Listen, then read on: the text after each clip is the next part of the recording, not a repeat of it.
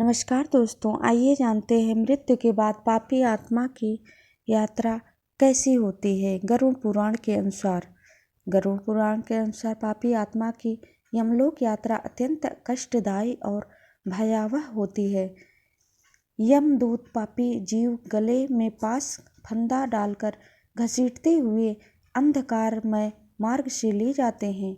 इस दौरान आत्मा को चाबुक से मारा जाता है। वह बार बार गिरती बेहोश होती है और भूख प्यास से तड़पड़ाती रहती है। पापी आत्मा की यमलोक यात्रा के मुख्य बिंदु। भयावह यमदूत। पापी आत्मा को लेने के लिए यमदूत अत्यंत डरावने रूप में आते हैं, जिनके दांत, आंखें और नाखून बहुत भयानक होते हैं। यातनापूर्ण मार्ग। यमदूत आत्मा को रस्सी से बांधकर घसीटते हैं।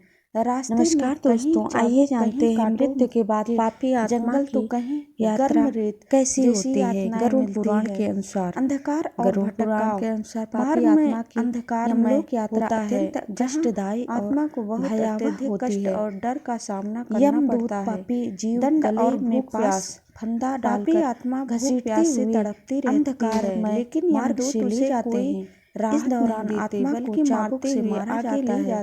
वह बार बार यमराज के दर्शन बेहोश अंत होती में है आत्मा और यमलोक भूख प्यास से पहुंचती है, जहां उसके तड़पड़ाती पापी रहती है। कर्मों का लेखा जोखा पापी आत्मा की यमलोक द्वारा यात्रा के होता मुख्य है। बिंदु।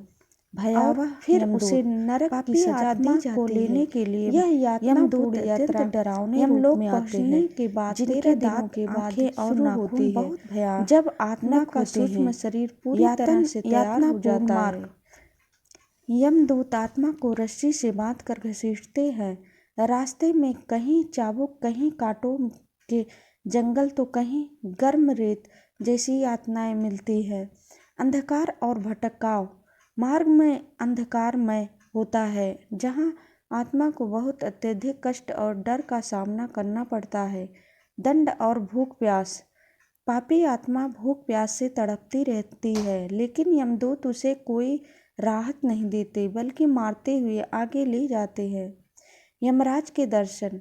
अंत में आत्मा यमलोक पहुंचती है, जहां उसके पापी कर्मों का लेखा जोखा त्रिगुप्त द्वारा होता है और फिर उसे नरक की सजा दी जाती है।